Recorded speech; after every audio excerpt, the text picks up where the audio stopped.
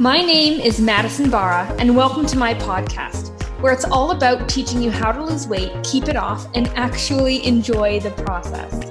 I've lost over 70 pounds, and these are the failures and lessons I've learned along the way. Hope you enjoy and subscribe.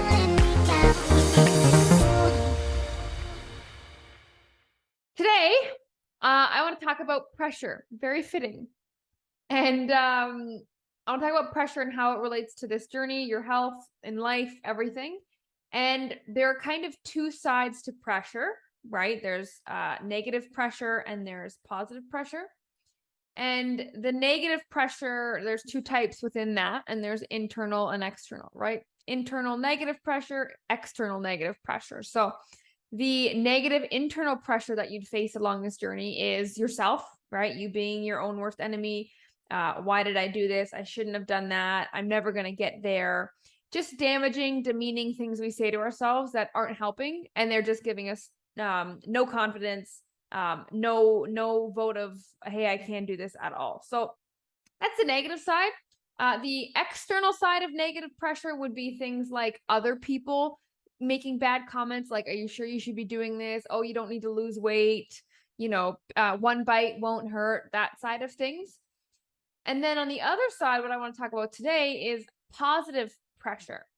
And you got the two types of positive pressure as well, the internal positive pressure and the external positive pressure. So the internal positive pressure is when you are talking to yourself like, you can do this, you have to do this, keep going, don't make excuses, where it's pressure and you're hard on yourself, but it's not detrimental to your confidence or your self-esteem.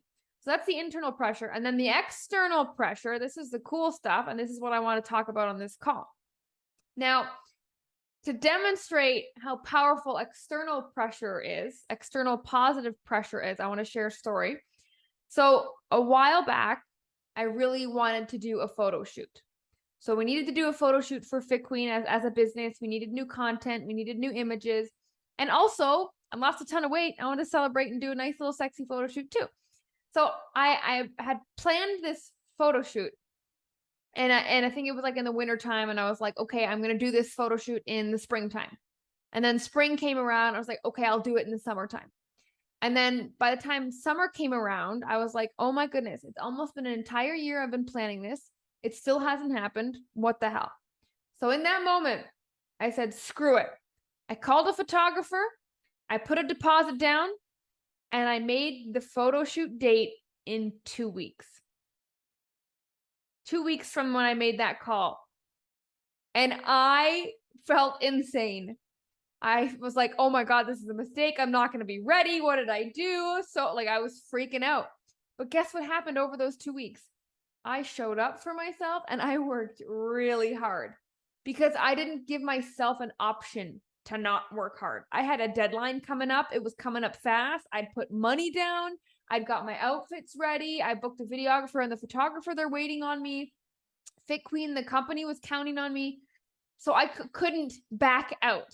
And that was a great source of external positive pressure because it made me show up for myself. And I showed up and I crushed it. And I felt so good and I felt so confident. And it was such a good feeling knowing that not only did I do what I said I was going to do, I did it under pressure, and it actually turned out because of the pressure, right? Because what I could have done is I could have said, okay, when I was talking to the photographer, I could have said, okay, let's book a photo shoot for 2 months from now, right? Lots of time to get ready, or 3 months from now. But what do you think would happen, right? Month number 1, I'd eventually say, you know what? It's 3 months away. I'll get serious next month. For now, I'll just keep doing what I'm doing, right? And then before you know it, 4 weeks has passed. We're into that next month. Oh my goodness, it's 2 months away. That's so long. And then what would happen? The next month would come. I'd pass the next 2 weeks. And then the final 2 weeks, I'd bust my ass like I did the first time, right? So you might as well just skip all that BS and go right to the last part, because we work insanely well under pressure. And think back to a time in your life where you really produced because there was extra pressure on you. People counting on you, things counting on you, money needed to be made, bills need to be paid in all these different areas. You rock when there's pressure. You're Superwoman. You surprise yourself when there's pressure. So why would we not strategically place pressure into our lives on purpose instead of waiting for it to randomly show up and stress us out? Why don't we strategically place it on purpose? And another example, recently, Ryan and I have been really, really busy. We're kind of running out of hours in the day to get things done. And so our workouts are cut in half. So normally we would go in the morning, we'd take our time, 1 hour, maybe 2 hours, a sauna, a nice long warm up, la-di-da, right? Now we've got like 30, 45 minutes. And guess what my workouts are like? Insane. I'm getting more done in that shorter time than I did in that 2-hour span. So it's not really the amount of time you're giving yourself. It's the quality of work you can do with the time that you're given. And I find when you shrink your timeline, when you add that pressure, when you increase expectation and you don't give yourself a way out, right? I have to make the most of this 30 minutes in a workout because this is all I'm going to get. And you do. You rise to the occasion. If you're a fit queen, you rise to the occasion. And that's the power of positive external pressure. Because normally we avoid those things, right? We don't set crazy goals because we want to stay realistic. What does realistic even mean? What are we measuring realistic with? No, we're afraid of not reaching our goal. We're afraid of failing. So we just don't even set a big one to begin with because, hey, maybe I'll finally reach that one, right? So the external pressures are exactly the thing that you have been missing to make you rise to the occasion. Why are you stuck? Why are you unmotivated? Why can't you make the scale go down? Why do I know what to do, but I can't make myself do it? Because there is nothing making you do it. Because when I fail to make myself do it, I've set my life up so I don't have a choice. So when my motivation fails, I still have to do it. I can't go to my pantry and pull out junk food. I can't go to my freezer and pull out a tub of ice cream, right? I can't do X, Y, and Z. I actually recently just did this. I threw out, so I'm at a new kind of phase with my body recomposition right now where I'm taking it to a level I've never been before in terms of the toning and the muscle building side of things because I finally lost the 80 pounds. And so now I'm taking it to this next level. And because I've been at this level for so long, guess what? It's pretty comfy here. It's pretty damn comfy. The longer you stay at a level, the more comfortable you're going to get. And so I didn't give myself an option. I went into my closet and I threw out all my clothes that fit nice, that still fit. And I left everything that is very uncomfortably tight. So every time I get dressed, I am physically uncomfortable. I have not given myself an option. Do I look silly? Yeah. Do I feel silly? You betcha. But my goals are way too important to me, way too important for me to leave it up to chance or leave it up to feeling or leave it up to motivation. Because if there's anything that I've learned over losing 80 pounds, it's that probably 70% of the time, you won't want to do it. You won't want to wake up that day and do what you know you should do to get there.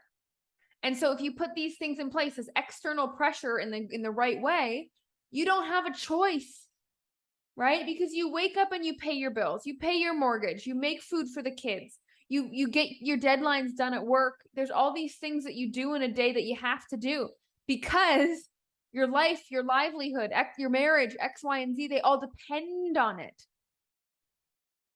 So you being healthy and making good decisions, you need to start setting things up so that your same things that are on the line if you don't pay the bills are the same things that are on the line if you don't do the healthy decision. It's a crazy way of thinking. Nobody takes it this extreme.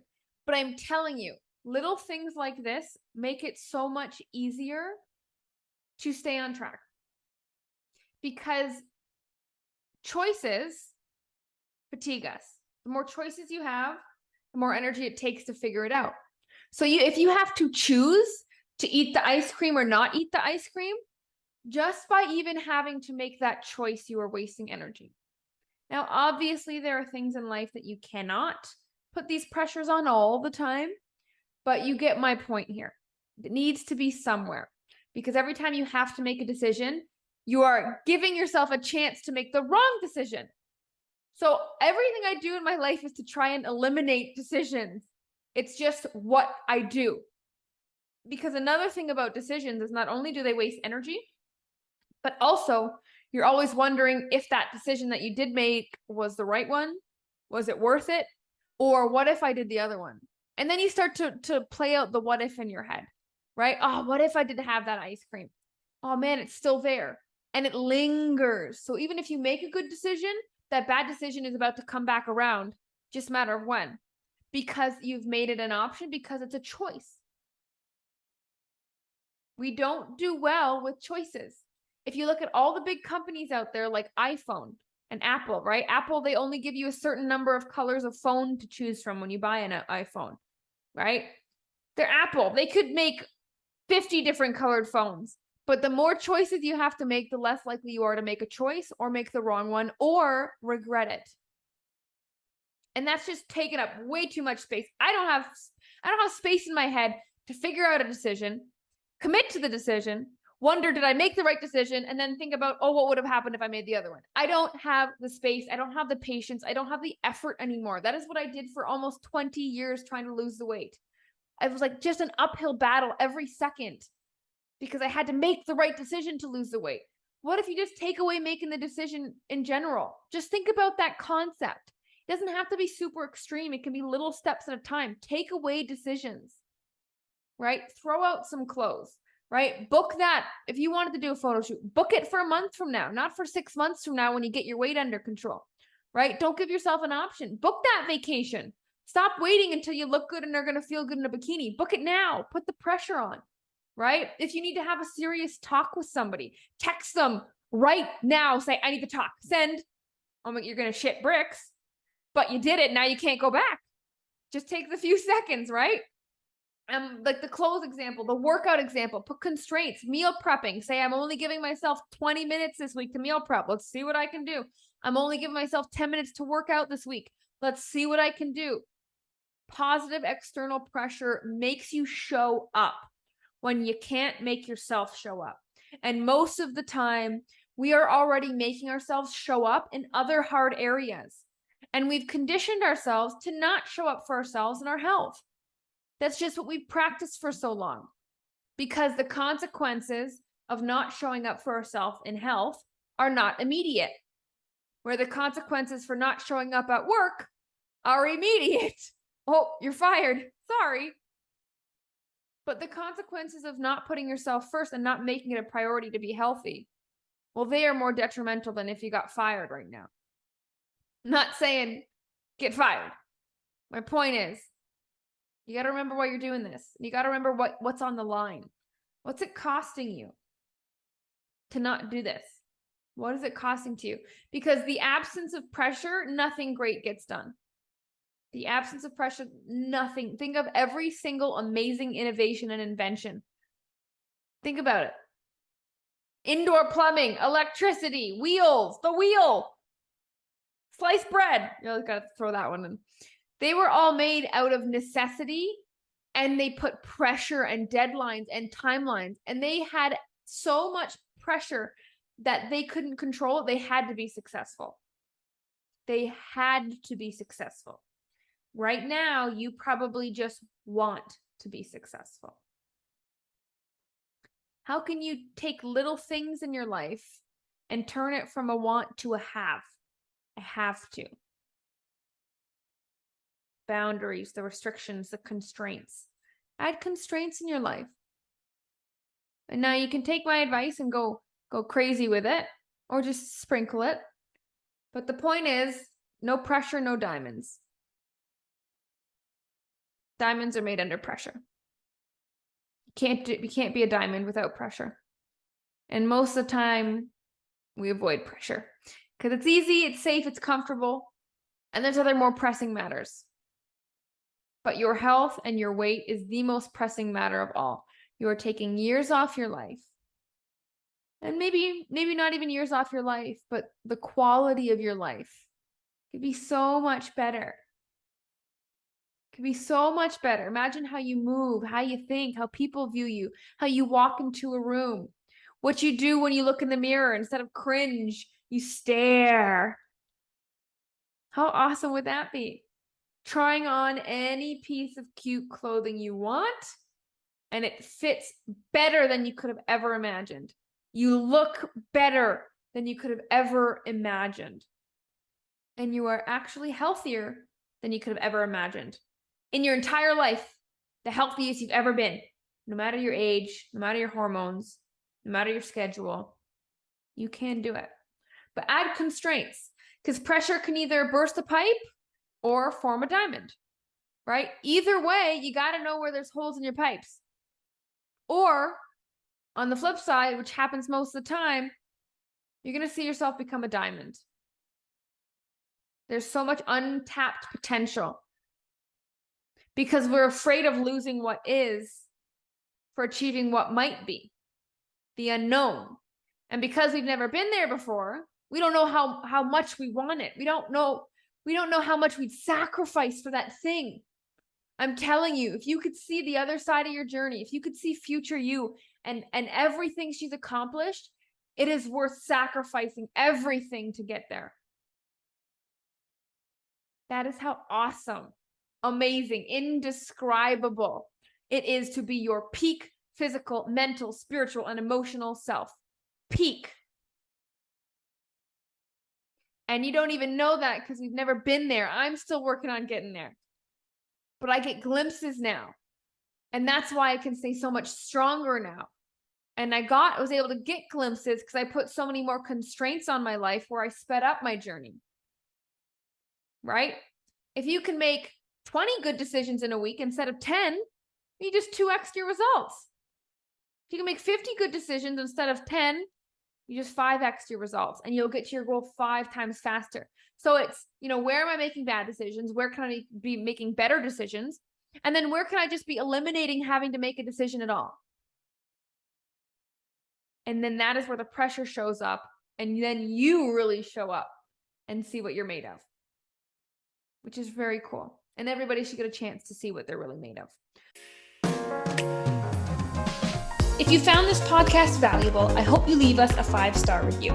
And if you want to learn more about the Fit Queen way of weight loss, visit www.fitqueen.com. Thank you for listening and hit that subscribe button so you don't miss another episode.